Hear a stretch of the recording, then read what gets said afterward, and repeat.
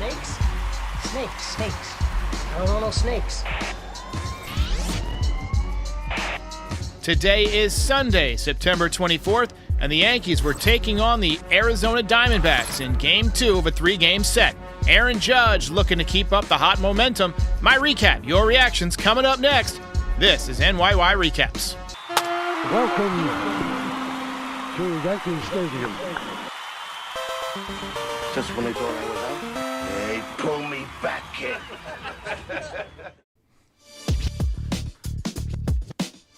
Welcome back, everybody. Pour one out for the 2023 New York Yankees, whose season will continue without the potential to go to the playoffs. They have been eliminated. I'm a loser. Don't fail me again. Mission failed. We'll get them next time. Good day to check out the postmortem, if you haven't yet. We kind of performed the autopsy on the patient while they were technically still alive, but I'm sure the people who've watched it can attest to the fact that it's pretty thorough, and we cover a lot, and because of that, it's a 46-minute long video, so carve out some time. And the only place you're going to find it here is on the YouTube channel because a lot of it is visual, so there's no audio version. If you do want the abridged version, it is essentially this. The Yankees have disregarded the tool, baseball players have tools, of contact, which is a very important skill in my opinion. They've disregarded it for too long. And they've passed up on too many great left-handed hitters, and they've failed to develop their own. Bryce Harper and Matt Olson should have absolutely been Yankees. And if not them, Corey Seager could have been a Yankee. What's he hitting, about 350? You may notice that I am back from New York City. I went to Friday night's game. I witnessed the Aaron Judge 3-home run game. That was probably the best game I've ever been to in my life. Had so much fun. Didn't get there until the second inning because my buddy flew in and his ride to get to my hotel got stuck in traffic. And so we got there a little bit late, but still had a great time. It was nice meeting a lot of you. A lot of people came up to me and were very kind, said some very nice things, posed for some pictures, signed a few baseballs, a couple of hats.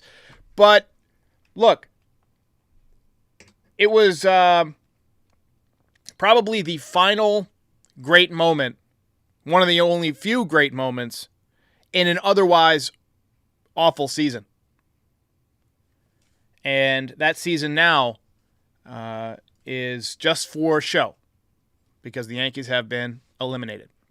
I was supposed to go to yesterday's game, but the game got rained out.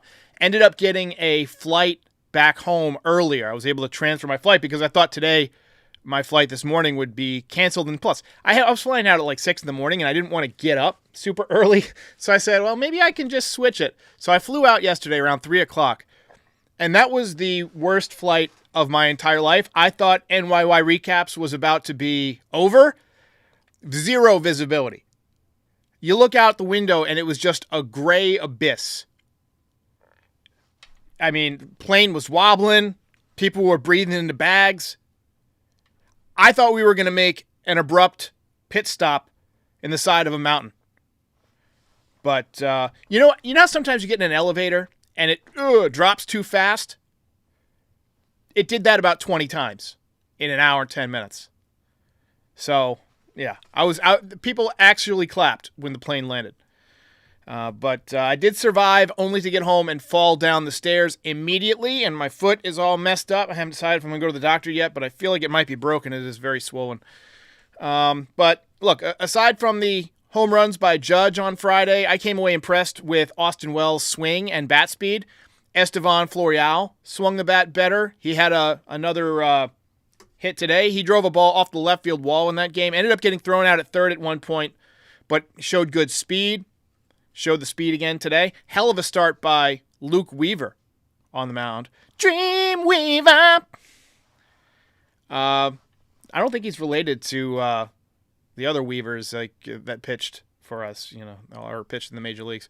Jeff Weaver and Jared Weaver.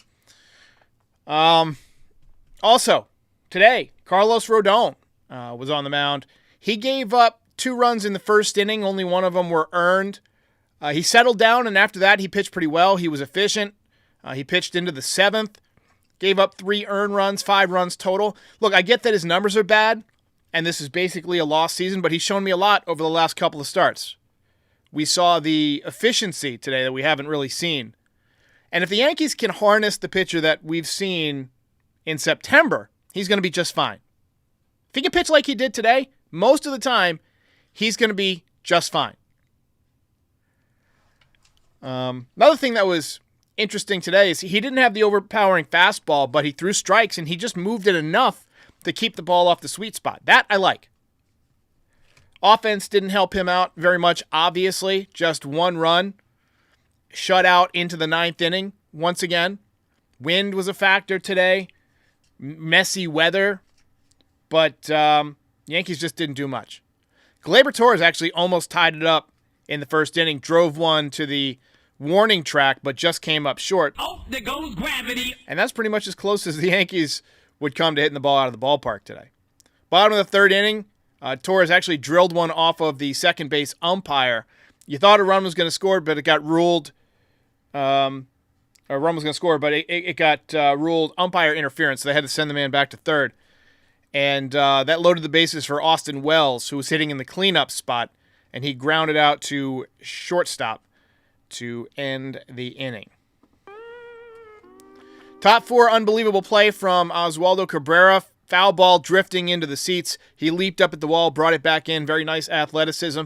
Oswaldo has been one of my biggest surprises this year, and in a disappointing way. I thought he was going to have a great year. He always had great minor league numbers. He gets called up before any of the other major prospects. Switch hitter, decent power, homered in the playoffs against the Guardians. Unbelievable defense. But this year has been nothing short of a disaster for him. Couldn't get it going with the bat after having an enormous spring training. I think he hit, 5 or 6 home runs in spring training? Looked fantastic. I predicted him to have a 5 WAR season. And in fact, I think he's got a negative WAR. My predictions went to shit this year. I look, sometimes you're right. The other night I tweeted, could use that second deck Austin Wells home run, and then he hit one. And sometimes you predict Oswaldo Cabrera to have a 5 WAR season. Doesn't happen. Look, Diamondbacks got a couple of more runs off of Rodon in the 7th. That made it 4-0. That was it for him. Final line, 6 in the 3rd innings, 5 hits, 3 earned, 1 walk, 4 strikeouts. I thought he threw the ball well. And look, if you can fix the offense, pick up Yamamoto for the rotation, Yankees could be right back in the mix in 2024. I don't know if they're going to win the East. Sounds like the Rays may have lost Wander Franco indefinitely. Like maybe all of next season, maybe his entire career. So that's a blow to them. But they find themselves in it every year. Orioles are just going to keep getting better and better. Next year they're going to have Jackson Holliday, who's the number 1 prospect in baseball. He's already in AAA. And I mean, he might have been called up this weekend. I haven't been watching. But he's sitting about 320 in the minor leagues this year as a 19-year-old. Drafted out of high school last year. Going to make his major league debut maybe this year, maybe next year. Probably April, but we'll see. Later on in the game, routine fly ball to left field, and IKF just dropped it. Look, the wind was tough today, and that's where, having a infielder who's transitioning to an outfielder kind of hurts you. Dealing with things like gusting winds and rainy weather is not going to be their strong suit. I don't think IKF should have even been out there today. But look, it doesn't matter. Yankees were being eliminated either way. Diamondbacks ended up blowing it open. Yankees did nothing offensively, scored a run on a bases-loaded walk in the bottom of the 9th. And once again, in case you joined late, the Yankees have officially been eliminated.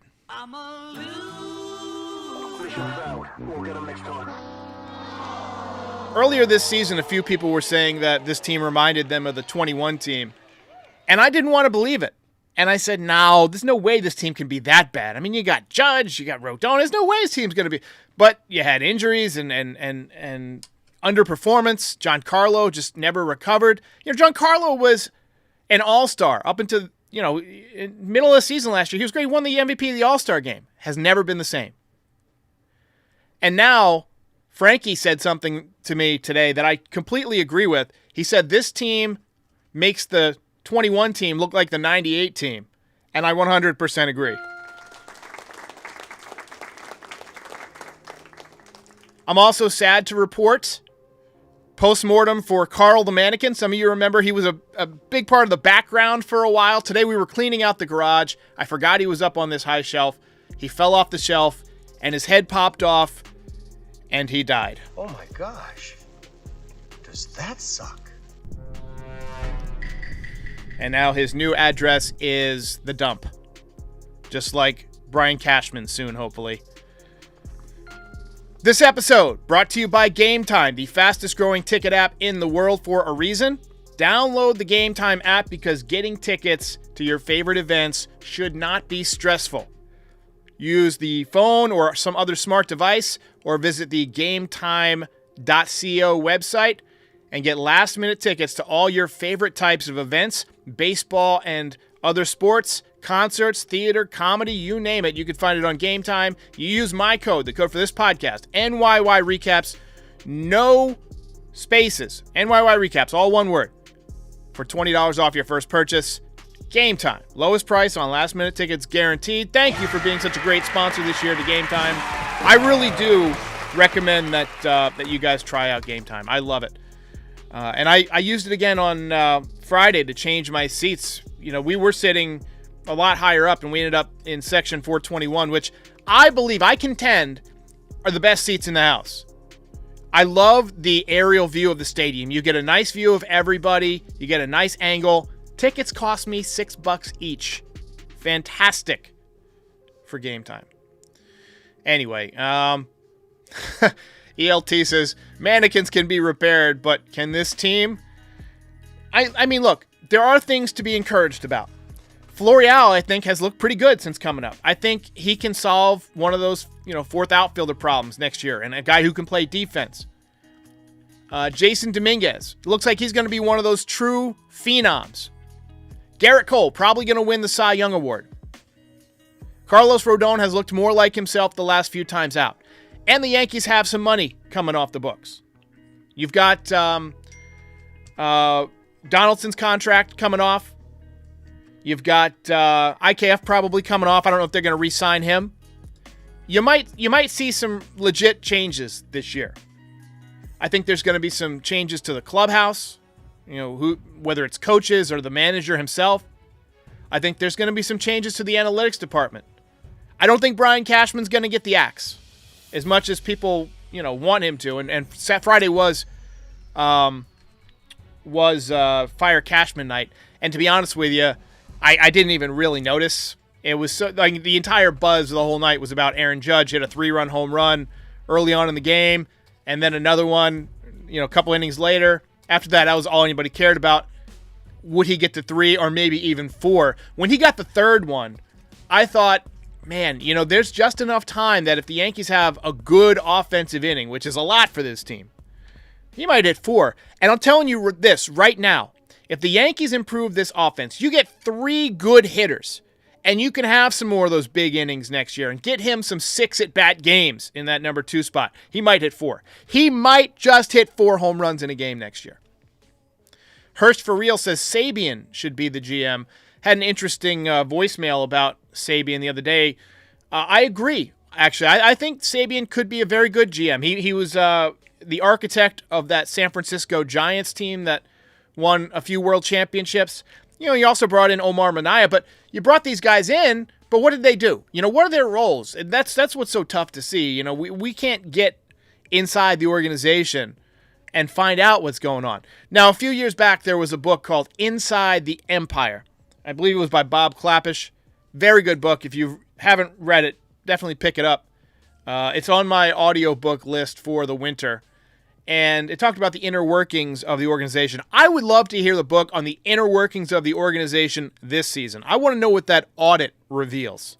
I hope someone is following that closely. But definitely, read or listen to Inside the Empire if you get a chance. It's definitely worth a read.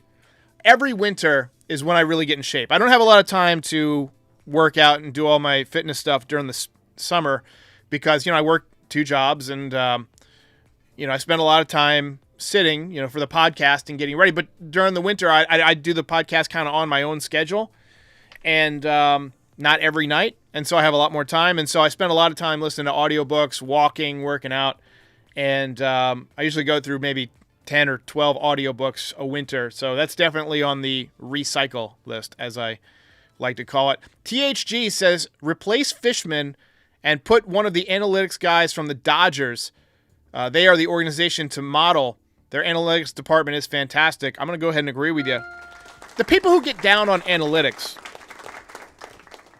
don't really understand analytics. Analytics are important. They are just data. It's just numbers. It's math. It's the people using the math, using the data. And you can't rely solely on analytics. You have to, where I have trouble with analytics is like in-game management, right? If a pitcher is struggling and the analytics, are good, he usually gets lefties out, but you got a big lefty coming up, you got to use your eyes. Oh, he doesn't have it today.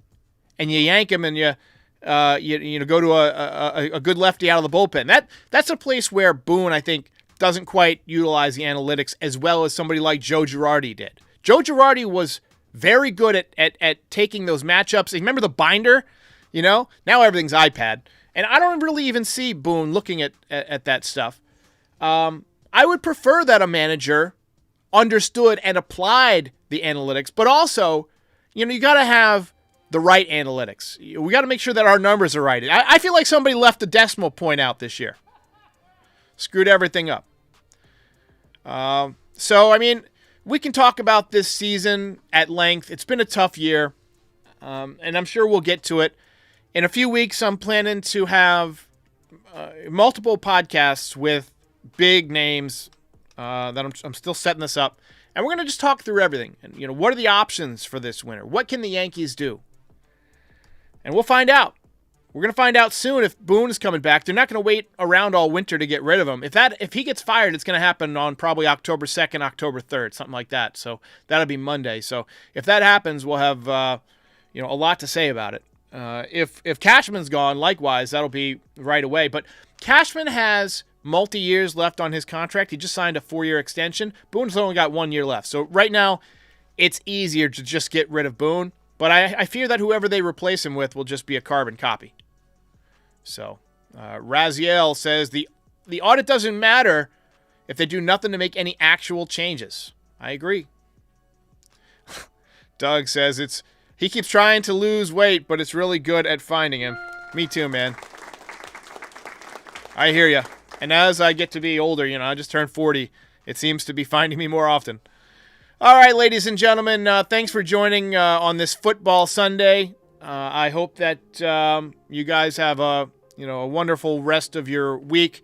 The Yankees play a day game tomorrow. I got to work foul territory, and I've got an appointment tomorrow evening. So there's going to be no podcast tomorrow. It was originally a scheduled off day. Tuesday and Wednesday, I'll do a podcast. And then Thursday is my wife and I's 10th wedding anniversary. So I will miss Thursday. So I'm going to miss a couple of days this week. And then Friday and Saturday, we'll do recaps. And then Sunday, we're going to have a watch party for the final game of the season. And we'll just kind of talk through everything, and I might have a friend on. We'll see how it goes. But right now, the plan is to do a watch party on Sunday to wrap up this miserable season. And then finally, alas, we can start with the hot stove talk. We're going to have a month where we got no baseball going on for the Yankees, but other teams are playing. I'll use that time to develop, lists of the players the Yankees should go after, the players that are available, the managers that are available, the executives that are available. And we'll just talk through it. So, appreciate all the people who said hello on Friday. That made me feel really good. And first time in my life that I've ever been, I felt popular. It was weird. All right, guys. I'll see you next time. Ball game over.